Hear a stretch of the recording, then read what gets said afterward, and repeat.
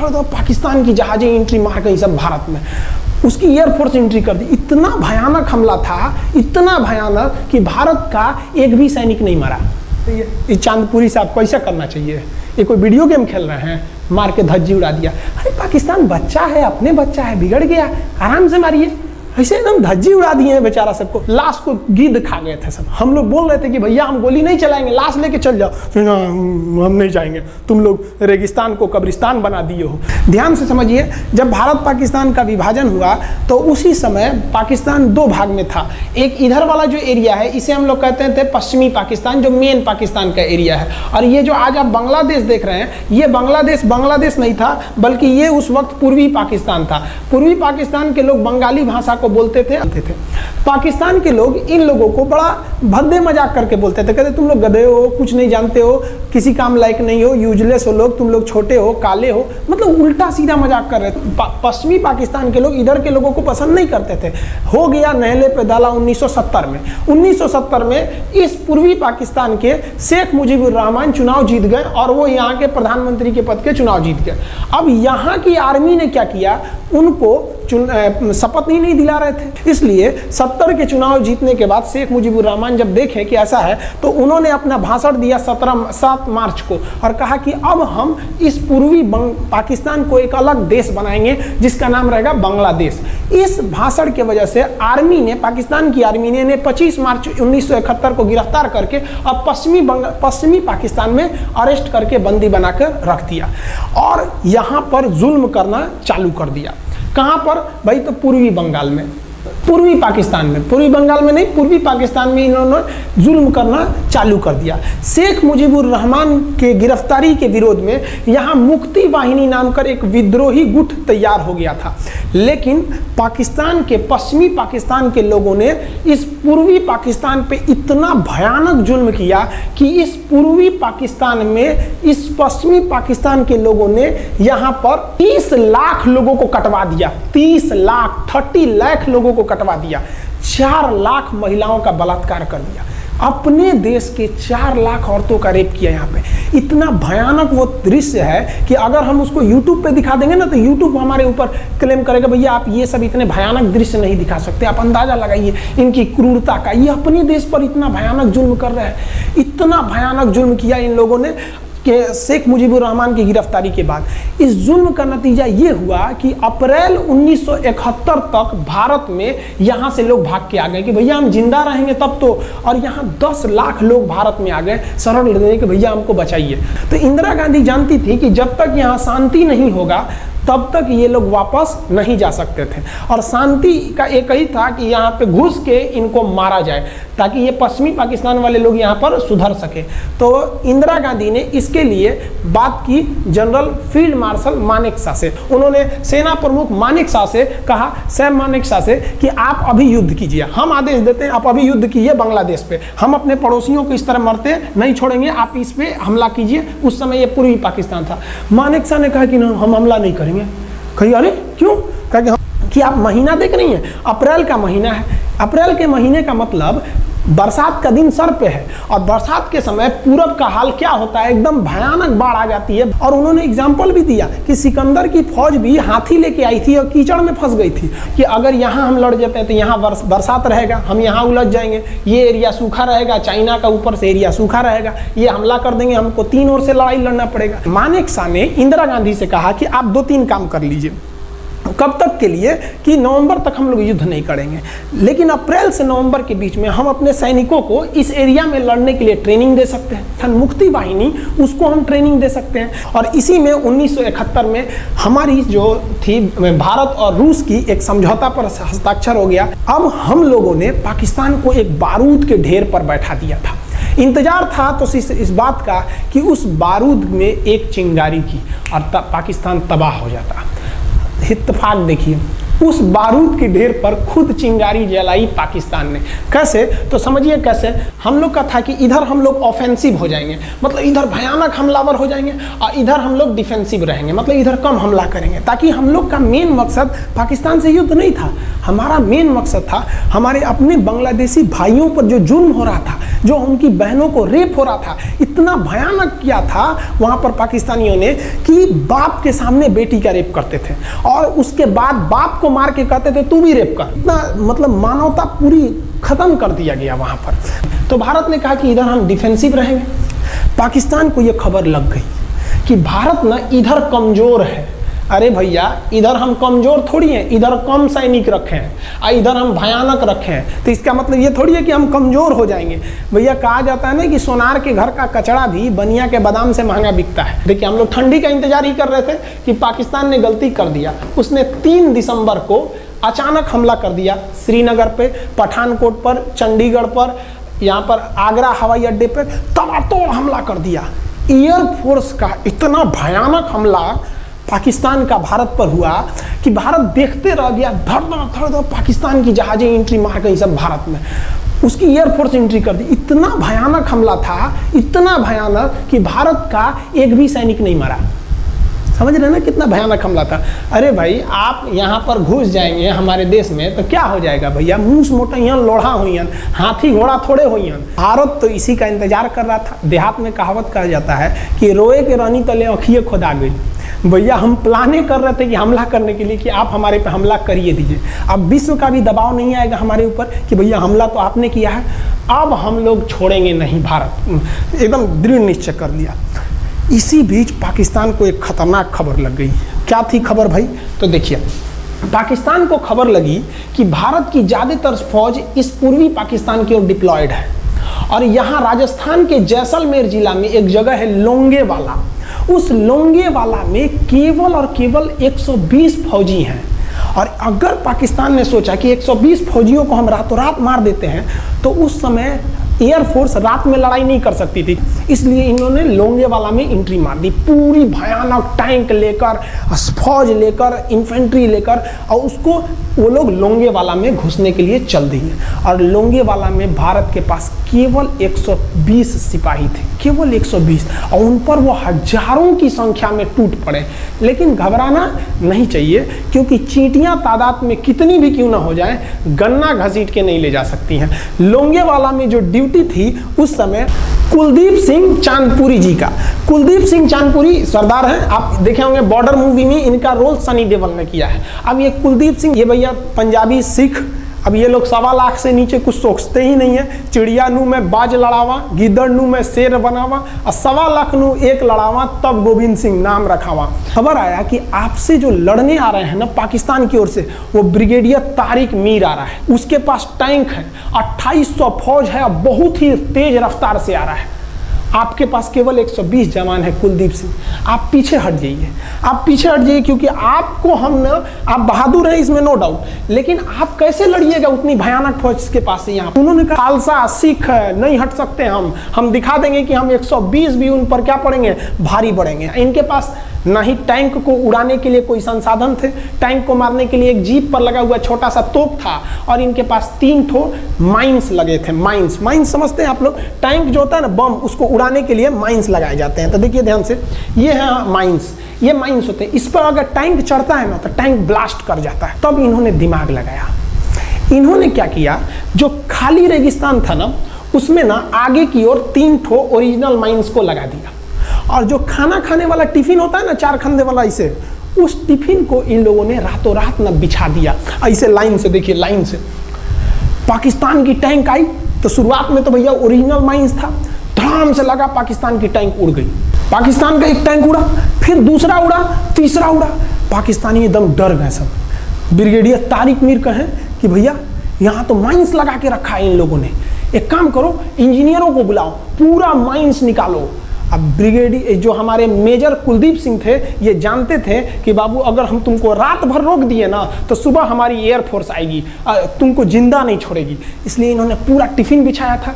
इन पाकिस्तानियों ने 6 घंटे लगा दिए उनको निकालने में। इंजीनियर आते थे तो डर के मारे टिफिन निकालते थे, अरे बाप रे बाप, और टिफिन में तो ईंटा पत्थर भर देते थे और डर के ले जाते, अरे भागो भागो भागो, माइन से। इसको लगाते लगाते इन लोगों ने पूरी रात बिता दी। 3 बज गया। 3 बजे इनको पूरा सन्नाटा दिखा कि भैया ये तो टिफिन है, ये रेगिस्तान में ये तो टिफिन है। अब उन्होंने कहा कि आदेश दिया कि हमला करो। तो कुलदीप सिंह जो थे चांदपुरी, उन्होंने बालू के बीच में ऐसे गड्ढे बना रखे थे और अपने फौजियों को ना 2 किलोमीटर एरिया में बिछा दिया था, एक उधर एक इधर एक इधर। तो चारों ओर से फायरिंग होती थी। पाकिस्तानियों को लगी ना कि भैया हमको गलत इंफॉर्मेशन मिल गया है, 120 गो मिल के ऐसे थोड़े मारेगा सब। सोच रहा हूँ उधर से गोली इधर से गोली, धड़ाधड़ बम गोला दारू सब चल रहा है यहाँ पर। इतना भयानक कहीं कोई 120 आदमी मिल के ऐसे मारता है? नहीं भाई, इतना भयानक सुनसान एरिया में कहां से कौन मार रहा है, एकदम तबाही मचा दिया। कुलदीप सिंह चांदपुरी ने क्या तबाही मचाया था आप देखना चाहते हैं तो देखिए उन लोगों ने क्या तबाही मचाया था। ये है पाकिस्तान का टैंक, ये धज्जी उड़ गया था टैंक का, थुथुर तूर दिया इसका यहाँ पे। ये देखिए टैंक का, पाकिस्तानी देख रहे हैं कि भैया सब चक्का उक्का फेंका गया। बताइए ये चांदपुरी साहब कैसा करना चाहिए? ये कोई वीडियो गेम खेल रहे हैं, मार के धज्जी उड़ा दिया। अरे पाकिस्तान बच्चा है, अपने बच्चा है, बिगड़ गया, आराम से मारिए। ऐसे एकदम धज्जी उड़ा दिए हैं बेचारा सबको। पाकिस्तान के टैंक को धज्जी उड़ा के उस पर भारतीय सैनिक खड़ा होकर फोटो खिंचवा रहा था। फोटो खींच। उस समय सेल्फी नहीं था ना, आगे से फोटो खींचना, फोटो खींच। यहाँ पे आने वाली पीढ़ियों को ये प्रेरणा देगी। बताइए इतना सुंदर गाड़ी लेके आया था पाकिस्तान मारने के लिए। हाँ बेचारा ऐसे मारा जाता है? हाँ अरे ब्रिगेड मेजर साहब आप भी, बच्चा है, बच्चा को थोड़ा आराम से मारिए। देखिए इसका थोबड़ा बिगाड़ दिया गाड़ी का। ओहो, ऐसे नहीं मारना चाहिए, लेकिन क्या कीजिएगा, बच्चा बिगड़ जाता है तो धोना ही पड़ता है। ये हाल कर दिया रात भर में। सोचिए रात में इतना बुरा मारा, दिन में दिखता तो पूछ डाल रहा पूरा। एकदम भयानक तबाही मचा दिया मेजर कुलदीप सिंह चांदपुरी ने। इनका आगे कौन खड़े थे?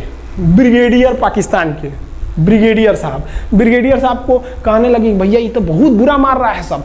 तब तक हो गया सुबह, और सुबह के वक्त हमारे जो हंटर जहाज थे, उस समय जो जहाजें थी वो हंटर जहाज थी। ये हंटर जहाजें रात में नहीं उड़ सकती थी, लेकिन दिन में उड़ सकती थी। रात भर तक कुलदीप सिंह चांदपुरी ने ऐसा कूचा पाकिस्तानियों को, इतना कूच दिया कि भोर हुआ तो बाकी का कसर पूरा कर दिया हमारे हंटर विमानों ने। ये हंटर विमान जब आए सब तो इतना भयानक तबाही मचाए सब पाकिस्तान के जहाज़ों का कि आप हुलिया देखेंगे ना, पाकिस्तान के टैंक का ऐसे पड़ गया। ये सब टैंक पूरा तबाह हो गया है, सब पूरी तरह ध्वस्त हो गया इतनी भयानक युद्ध में। 3 तारीख को पाकिस्तान ने हमले की शुरुआत की और ये 4 तारीख का शकल देखिए पाकिस्तान का। इतना भयानक धज्जी उड़ा दिया पाकिस्तान का जिसका कोई हद नहीं। पाकिस्तानियों को दुम दबा के भागना पड़ा। ब्रिगेडियर साहब भागे, कहें कि भाग भैया न तो ये सब जान ले लेगा सब। हम लोगों ने पाकिस्तान के टैंकों को अपने यहाँ रख लिया है म्यूजियम में। आज भी जाके देखिएगा ना तो इन टैंकों को डर के मारे पाकिस्तानी छोड़ के भाग गए कि भागो भाई यहाँ पर। ये 120 जवानों का जलवा था। और पाकिस्तानी कहते हैं कि हिंदुस्तान के लोग क्या लड़ेंगे। अरे भैया हम चीन पे वीडियो बनाए थे, आप पे नहीं बनाए थे, जो आप लोग हम लोग को बोल रहे थे कि पाकिस्तान हिंदुस्तानियों की औकात नहीं। देखिए अभी हम आपको औकात दिखाते हैं आपकी। ये आपका टैंक है, आके ले जाइए, हिम्मत है तो लेके जाके दिखाइए यहाँ पर। हाल तो ये हो गया था ना कि हम लोगों ने जो पाकिस्तानियों की जान ली थी ना, डर के मारे वो लाश उठाने नहीं आए थे, लाश को गिद्ध खा गए थे सब। हम लोग बोल रहे थे कि भैया हम गोली नहीं चलाएंगे, लाश लेके चल जाओ। हम नहीं जाएंगे, तुम लोग रेगिस्तान को कब्रिस्तान बना दिए हो। रेगिस्तान को कब्रिस्तान हम लोग हमला करने आए थे, शुरुआत तो तुमने किया था यहाँ पे।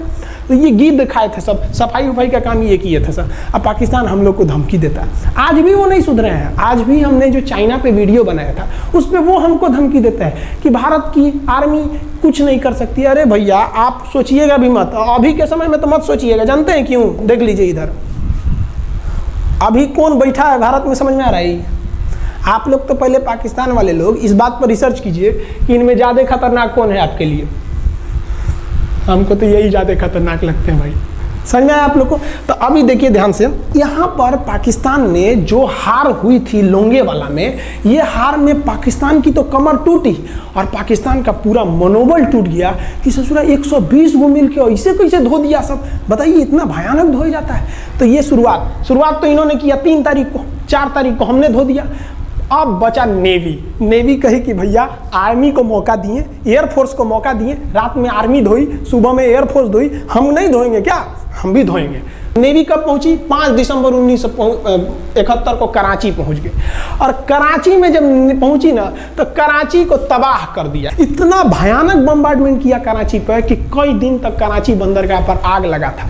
और कराची बंदरगाह को तो उन्होंने ऐसा धज्जी उड़ाया जिसे लग रहा था सिंधु सभ्यता बना दिया उनको। तो पाकिस्तान की, पश्चिमी पाकिस्तान का कमर टूट गया।